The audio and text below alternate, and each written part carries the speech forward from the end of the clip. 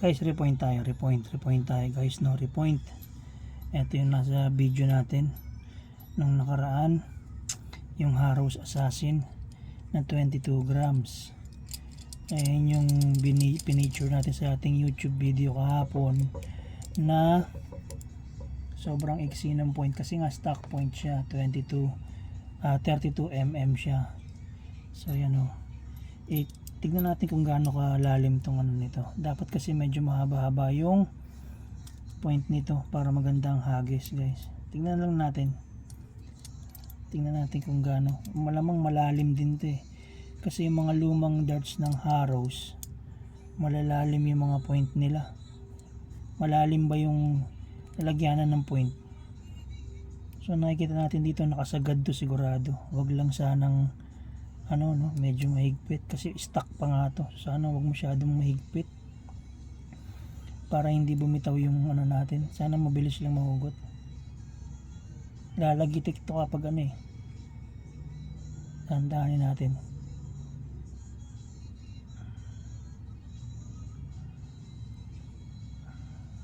Mahigpit oh, pero nahuhugot siya. Kailangan lang alalay.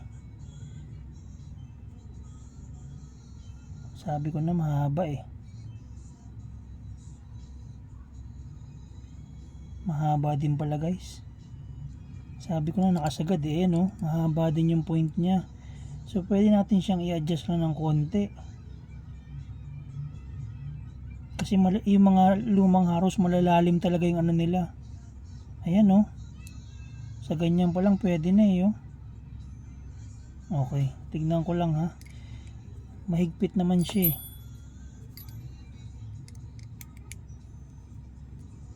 At least ngayon naging 34 mm siya oh. Ang ano pala niya, sabi ko na malalalim siya eh, kasi nung inano ko yung nirepoint ko yung ano, ayan oh, humaba na ng konti guys oh. Ayan siya oh. Ito yung ano niya oh, ito yung dulo niya oh. Mahaba yung point niya 36 mm talaga, kaya lang nilubog ng sobra. So yun ang iniiwasan natin pag nagre-repoint tayo, yung nakasagad, kasi minsan nagka-crack siya. Tingnan mo na yung diferensya niya oh. Ayan na yung diferensya guys oh. Di ba? So huhugutin natin tong dalawang to, Napunakon lang yan na ganyang kalalim yung ano ng Harrows, kasi nga yung Assassin natin, yung sa may featured video natin nung nakaraan, yung ring type na 23 grams, ganun na ganun ang lalim. Ito, konting hila lang guys.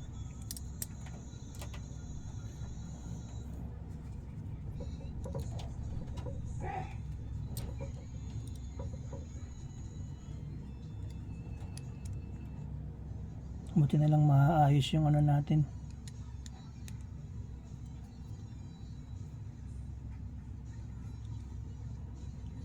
Like and subscribe na lang uli guys pag napadaan sa inyo. Lagi ko naman kayo nire-remind. Pasuyo na lang. Nahuhugot na, dahan-dahanin lang natin guys. Mahirap na. Okay, checking ko. Maiksi pa. Konti pa.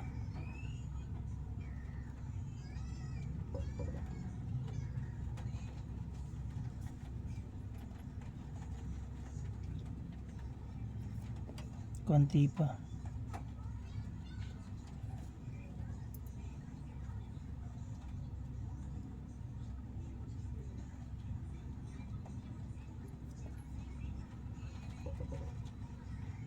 Ito na. Nahugot na guys.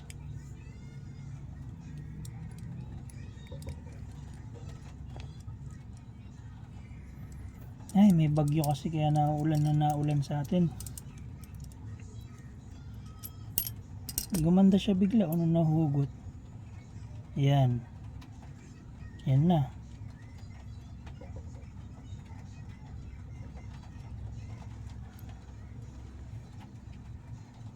Gumanda siya ng bigla. Gumanda ng konti. Lubog ko lang ito ng konti.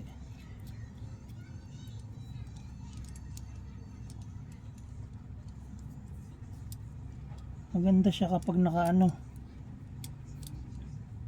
pag pumalo ng mga 34, 36 mm.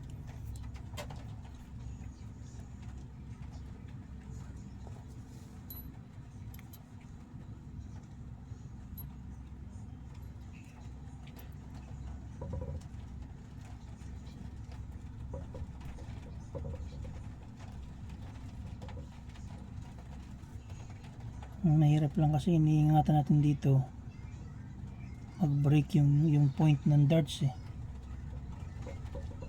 Hindi natin gusto yung ganun. Yun ang iniiwasan natin pag nagre-repoint tayo.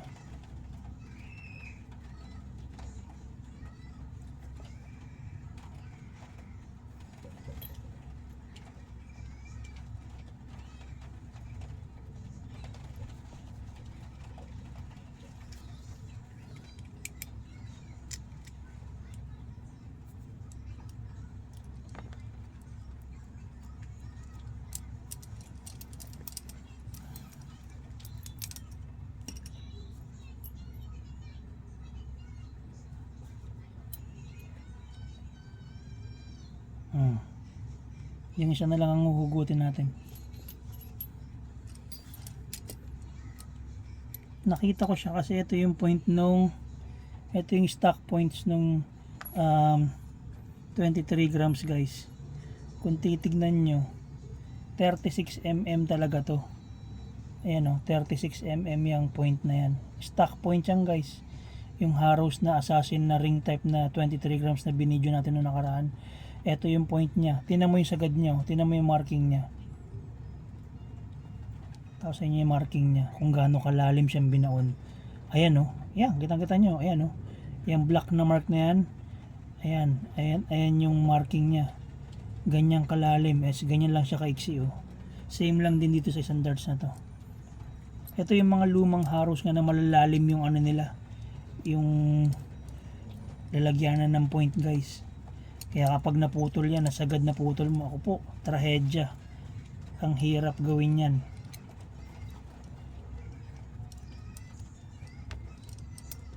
Ito yung mga old school na Harrows guys. Hindi ito basta-bastang Harrows lang na ano. Yung mga bagong labas. Ito yung mga legit na tungsten talaga. Yung mga una.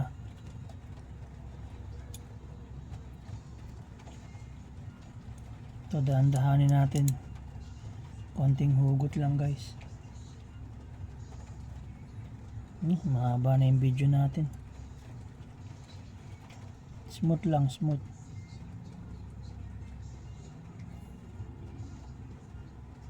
Huwag ka lang yun.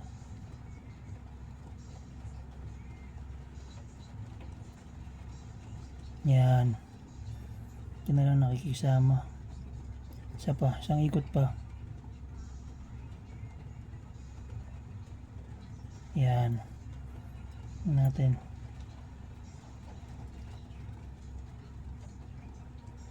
Konti pa. Yun. Dali. So hindi man siya naging 36 mm. Naging 34 siya. From 32. Mas malaking improvement kaysa yung baon na baon siya. Tingnan natin guys. Oh. Mas maayos na sila.